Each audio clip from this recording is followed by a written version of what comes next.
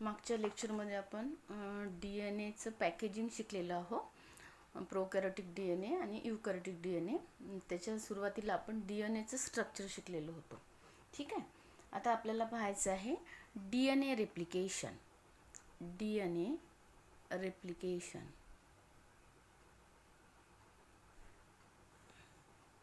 आता DNAचं रेप्लिकेशन म्हणजे काय?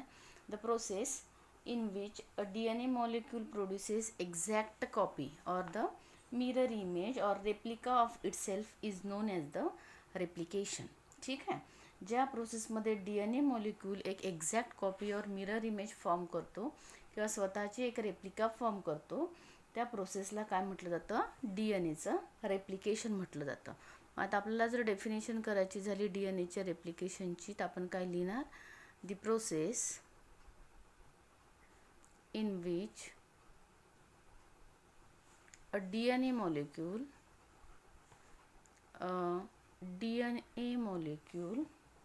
produces exact copy or a replica of itself is known as DNA replication. DNA replication. ठीक आहे. ही झाली आपली DNAच्या रेप्लिकेशनची डेफिनेशन. ज्या प्रोसेसमध्ये एका DNA पासून 2 DNA फॉर्म होतात किंवा एका मदर DNA पासून डॉटर DNA फॉर्म होतो, त्या प्रोसेसला DNA रेप्लिकेशन असं म्हटलं जातं. आणि DNA रेप्लिकेशन जे आहे त्याचे 2 इम्पॉर्टंट फंक्शन्स आहे. म्हणजे DNA replication that has to perform 2 important function or DNA has to perform 2 important function. म्हणजे 2 इम्पॉर्टंट फंक्शन जे आहे हा DNA काय करतो?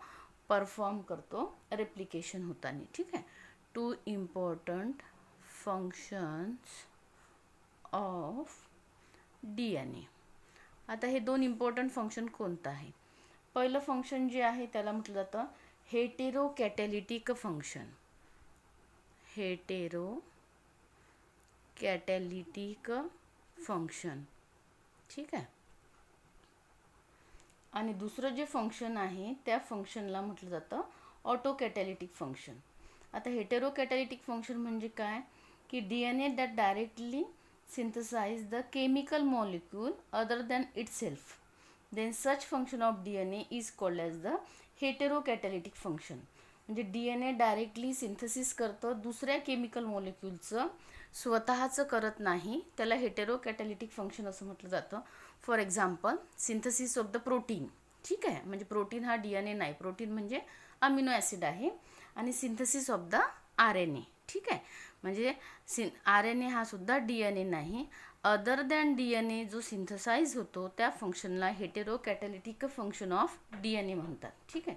आता आपण काय लिहू शकतो की व्हेन DNA मॉलिक्यूल और DNA लिहिलं तरी चालते, directs the synthesis of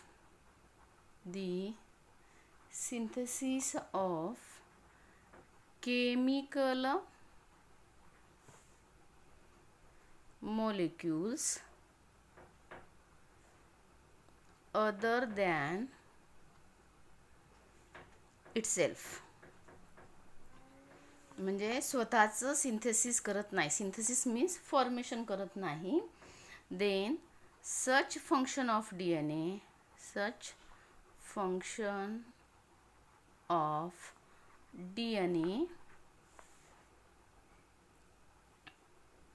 such functions of DNA are called heterocatalytic function. heterocatalytic function. ठीक आहे. आता जर आपल्याला याचं एक्झाम्पल घ्यायचं झालं तर पहिलं एक्झाम्पल आपण लिहू शकतो synthesis of RNA. Synthesis of RNA. आणि जर दुसरं एक्झाम्पल घ्यायचं झालं तर आपण लिहू शकतो सिंथेसिस ऑफ प्रोटीन. ठीक आहे. सिंथेसिस ऑफ RNA ज्या प्रोसेसमध्ये होते त्या प्रोसेसला म्हटलं जातं ट्रान्स्क्रिप्शन, आणि सिंथेसिस ऑफ प्रोटीन ज्या प्रोसेसमध्ये होते त्या प्रोसेसला म्हटलं जातं translation. These are the two steps of protein synthesis. Protein सिंथेसिसमध्ये 2 स्टेप्स आहे, ट्रान्स्क्रिप्शन आणि ट्रान्सलेशन. पहिल्यामध्ये सिंथेसिस ऑफ RNA होते आणि दुसऱ्यामध्ये सिंथेसिस ऑफ प्रोटीन होते. हे दोन्ही फंक्शन जे आहे ते कोण परफॉर्म करतं? DNA परफॉर्म करतं.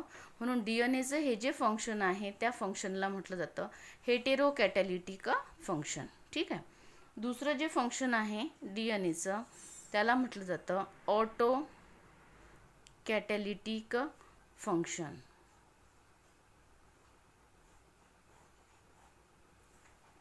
सर्वांनी आता बुक्स घेतलेले असेल, कारण की बुक्स सगळ्या मार्केटमध्ये अवेलेबल झालेले आहे न्यू सिलेबसचे. ठीक आहे.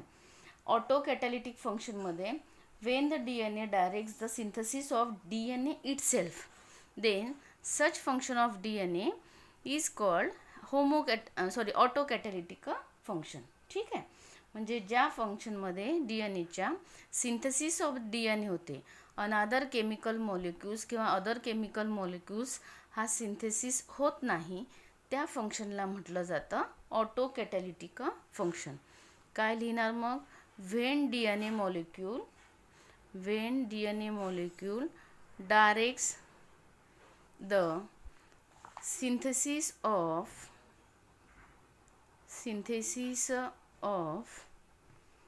DNA itself,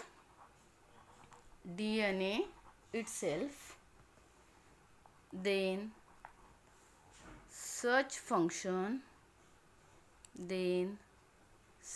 function of DNA is called autocatalytic function. Autocatalytic function.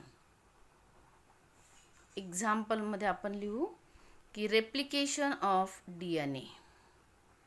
Replication. ठीक आहे. रेप्लिकेशनची डेफिनेशन आपण पाहिलेली आहे.